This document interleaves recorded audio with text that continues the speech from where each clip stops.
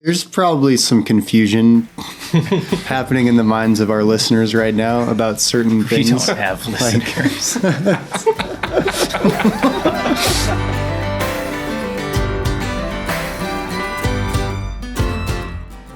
Oh, hey everyone. I can't see you, but I'm sure glad that you're there. So this first episode, it feels pertinent that we give the background story, the legend of TopHouse. William, would you like to start? So a long time ago, there's a place called Missoula, Montana. And in Missoula, Montana, there was a parking garage. And a man named Jesse Davis, an incredible composer, but one that was in the University of Montana composition program where everything was kind of more modern and Jesse was more like cinematic. In that universe, I found myself. Could explain the difference between modern and cinematic for our listeners. Oh, yeah. So and for me. So, like, a lot of modern composition is avant-garde, which is the concept of kind of rebelling against the bourgeois. I'm sure I mispronounced that word. You did. It's this concept that when creating art, it shouldn't be just for like the 1% metaphorically, but rather for everyone. And so it was a rebellion against, in the 1910s, there was a lot of music created for the upper class. It sounded very, what would the word be like? Beep boopy. Yeah, very well. It just became boring. It was Yeah. all kind of Tchaikovsky derivative, and the avant-garde was Minus designed melodies. to kick people out of that mindset with art. Only problem is that that's not really what we wanted to do in the composition program. We wanted to make music that sounded. You wanted to make music for the 1%. Exactly. No, Exactly. we wanted to make pretty music. pretty music. Exactly. Yeah. I mean, and that avant-garde music can be pretty, but it's that's just not. We were more in the into tonality. and more into tonality. Yeah. So anyway, William met me in college doing that stuff, and then we formed a duo doing instrumental things on the streets of Missoula. But wait, there's more. Joe.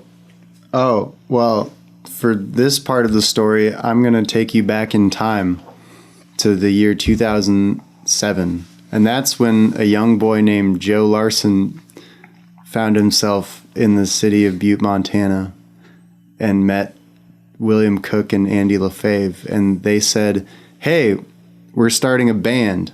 And I said, cool. And so we were in a band and we were all like 11 years old. It was called Steadfast, and it was highly dysfunctional. I was the singer somehow. We don't talk about it. It's okay. We all wore fedoras. So we don't talk about it. We should probably... We should probably talk about it. Probably, Future episode. These are the memories that we delete from our phones. And every time we delete them...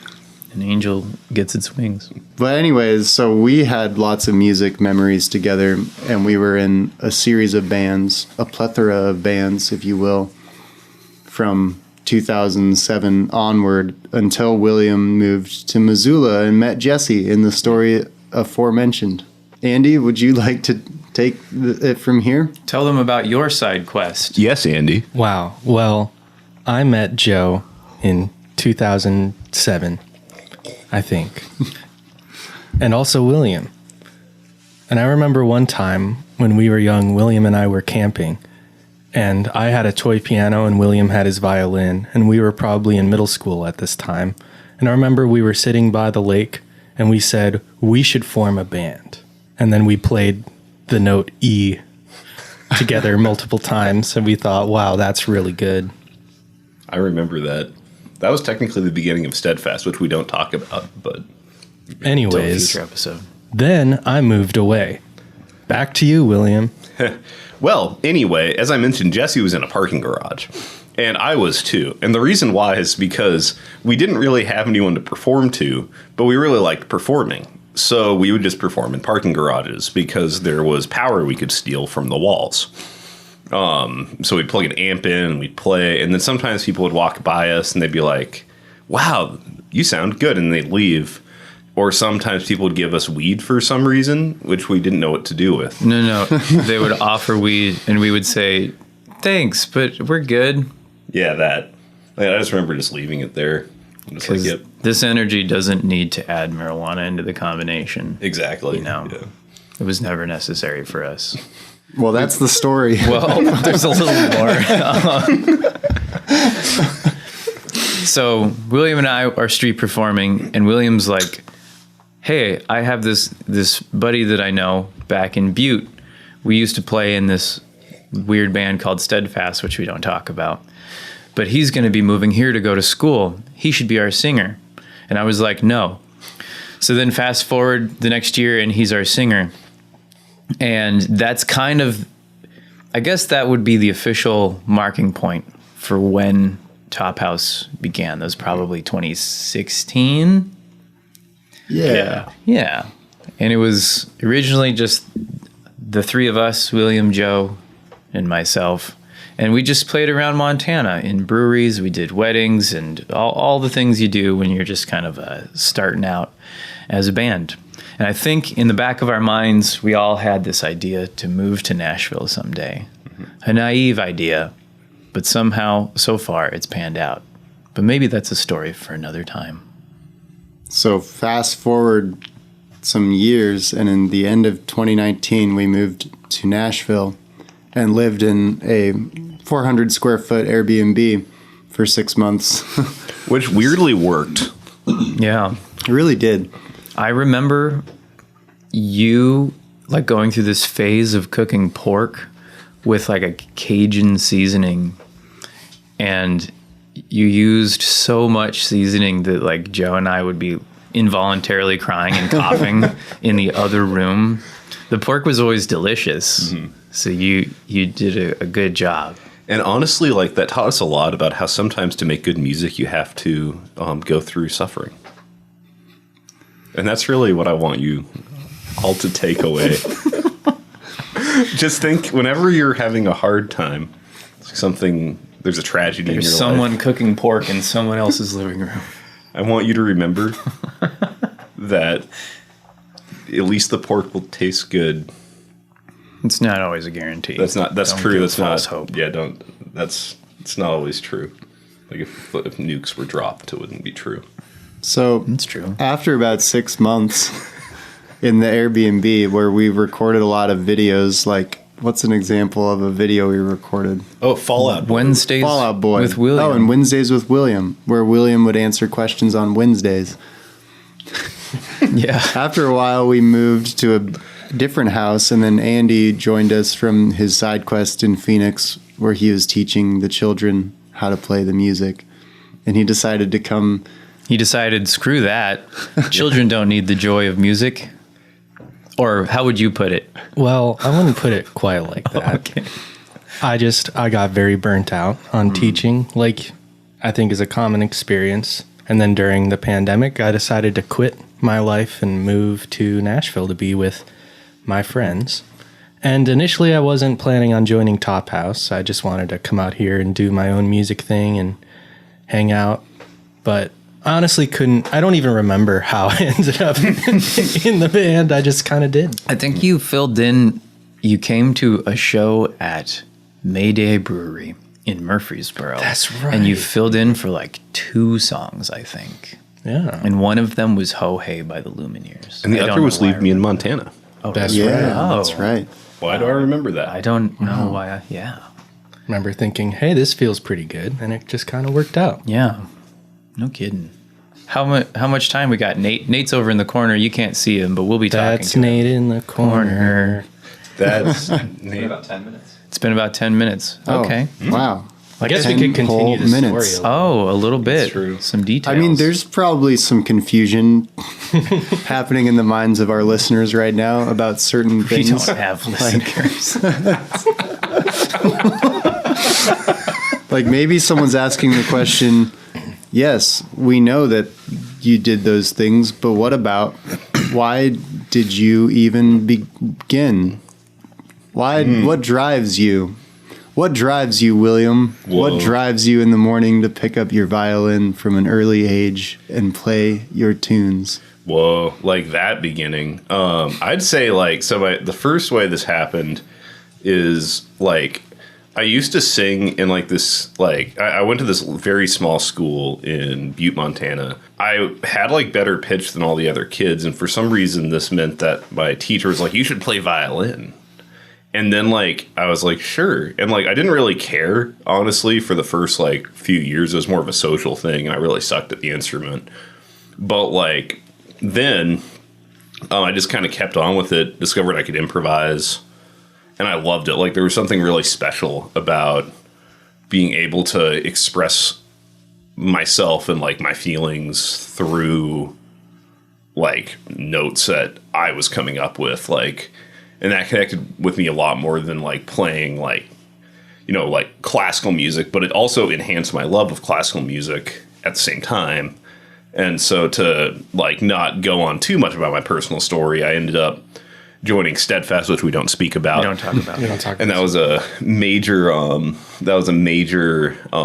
like watershed moment for me where I was like, oh, I'm gonna keep doing this. I'm gonna keep playing improv music. And so then, like, there were a lot of bands after Steadfast that we didn't mention for brevity. And eventually TopHouse started and it took off. Wow. What about you, Joe? What drives you? What makes you every morning stand up and stare at your eyes and they glisten and you say music? Wow, William, that's an apt description of my morning routine. Well, I started piano lessons when I was like 6 years old in South Dakota, and I had this wonderful teacher named Mrs. Weisenstein, and I cried every single week. Aw. But it was great. Why? I learned the Suzuki method, and then I started to enjoy it, and I started playing guitar when I was 7, I think. I can remember, like, wanting to write songs or just write anything. Like, I always had short stories that I would write or little songs that I would write and play on my guitar. I had a song about a teddy bear called Teddy Bear. I remember you playing that for me in Steadfast. We don't talk about. We don't talk about Steadfast.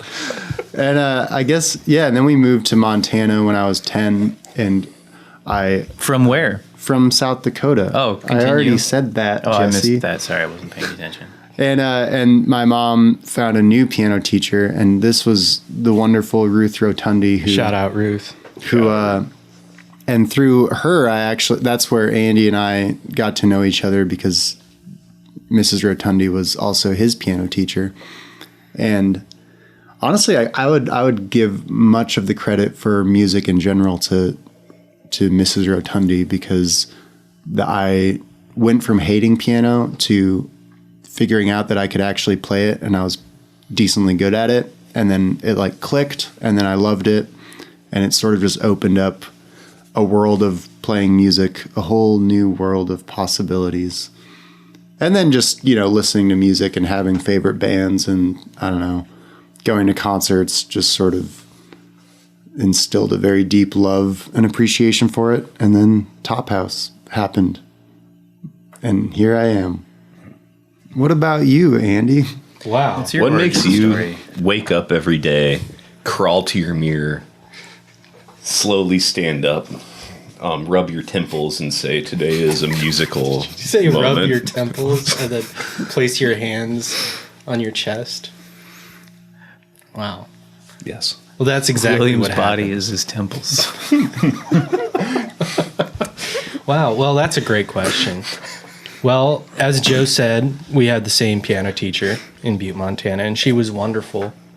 However, I actually hated taking piano for many, many years. I started taking it when I was probably 7. But I remember one day, I remember this very vividly, when I was 13 years old, and I had my sister's iPod, which was pink. It was one of those like little square ones. yeah. Shuffle. Yeah, it was an are the iPod best. Shuffle.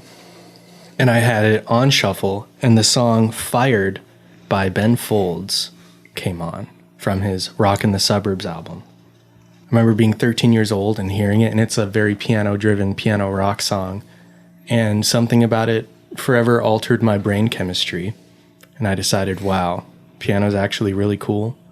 And I want to write songs. And so I went to Barnes & Noble and I bought Songwriting for Dummies.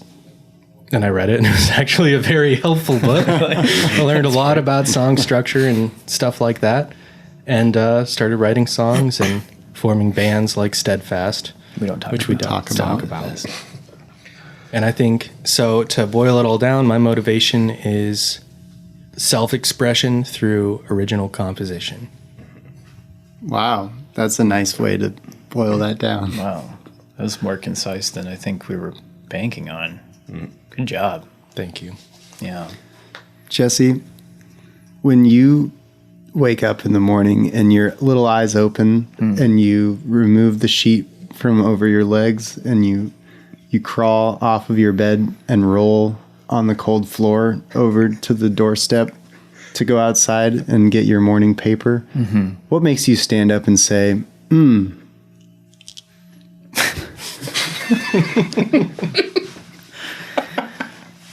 Drugs, Joe. I'm just trying to get to drugs.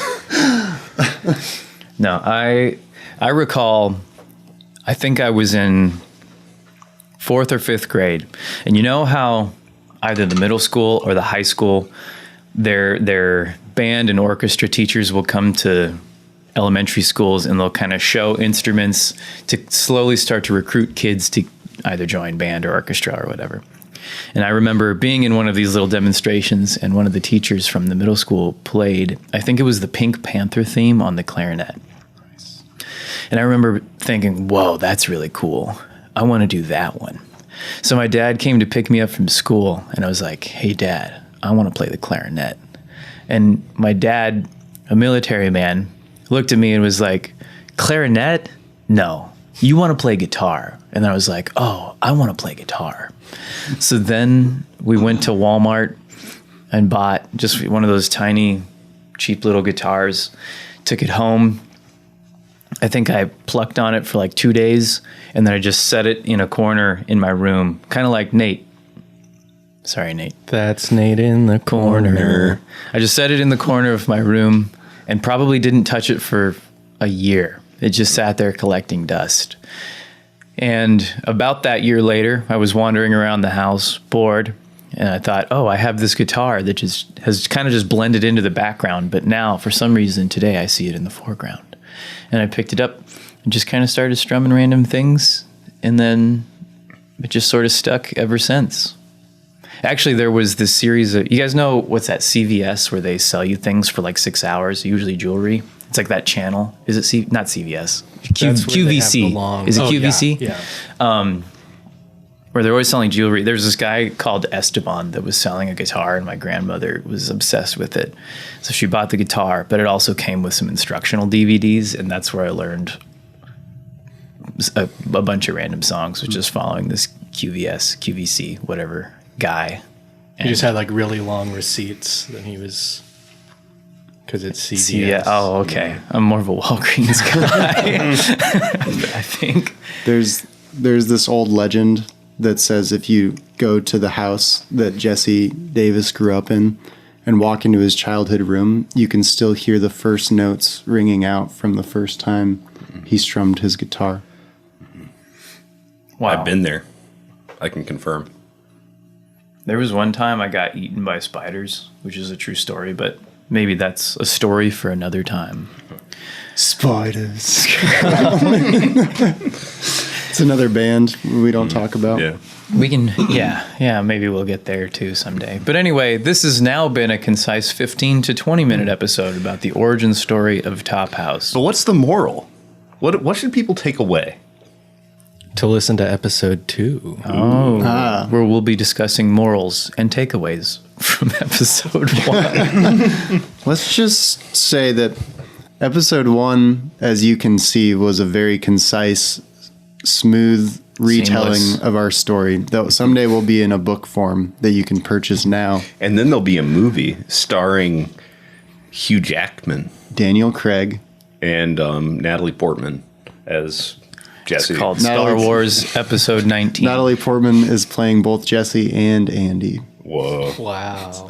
Anyways, If I any guess- of you are Wikipedia editors and want to just take the transcript from this podcast and make us a Wikipedia article, Fun. Okay, everybody. Thanks for tuning in. Goodbye now. And don't forget to always pet an animal as long as the owner consents. All right. Okay.